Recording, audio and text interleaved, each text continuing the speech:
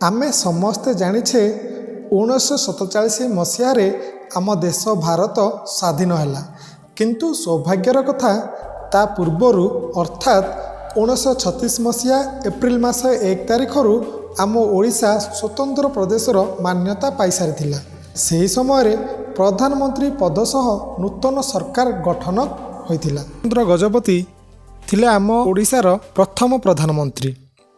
से 1 एप्रिल 1937 रु 19 जुलाई 1937 पर्यंत प्रधानमंत्री दायित्व तुलाई।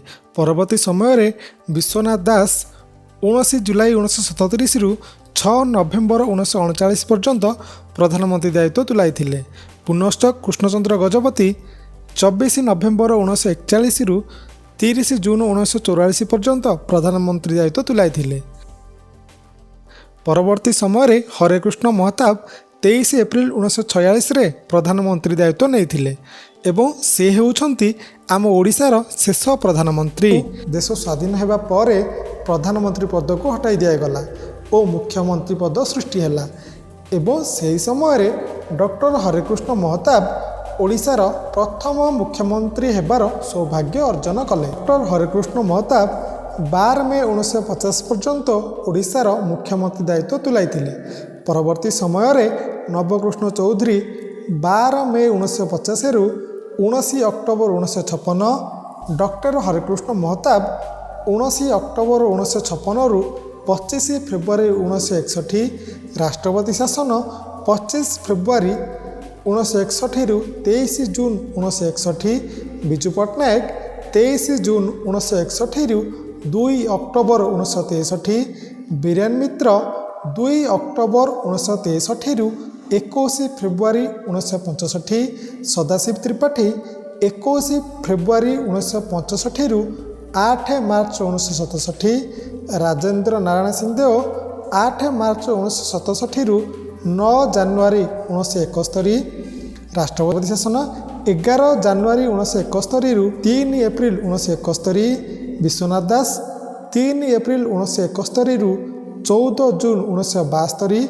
ओडिशार प्रथम महिला मुख्यमंत्री भावरे नंदिनी शतपथी 14 जून 1972 रु 3 मार्च 1973 पर्यंत मुख्यमंत्री दायित्व तुलाई।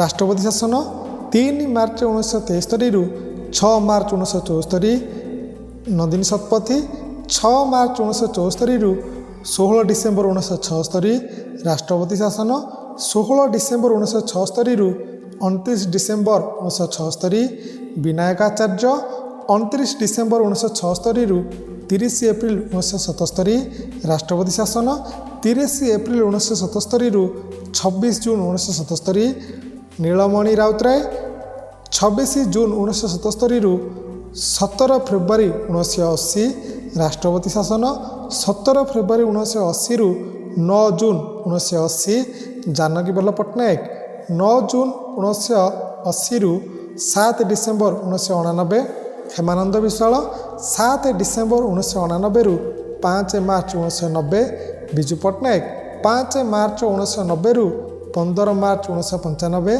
जानकी बल्लभ पट्टनायक 15 मार्च 1995 रु 17 फेब्रुआरी 1999, गिरिधारी गमांग 17 फेब्रुआरी 1999 रु 6 डिसेम्बर 1999, हेमानंद विश्वाल 6 डिसेम्बर 1999 रु 5 मार्च 2000 एवं परवर्ती समय नवीन पट्टनायक 5 मार्च 2000 रु 12 जून 2024 अर्थात 24 वर्ष 98 दिन ओडिशार मुख्यमंत्री दायित्व तुलाई।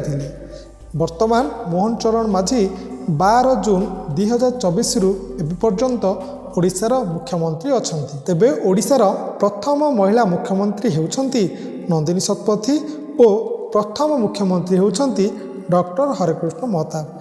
एहिभଳି नुआ नुआ वीडियो देखिबापई आमर एही चैनलटी को सब्सक्राइब करंतु। जदि ये वीडियोटी आपनको भल लागिछि तेबे वीडियोटी लाइक करबा सह अन्य मानक सह शेयर करंतु। धन्यवाद।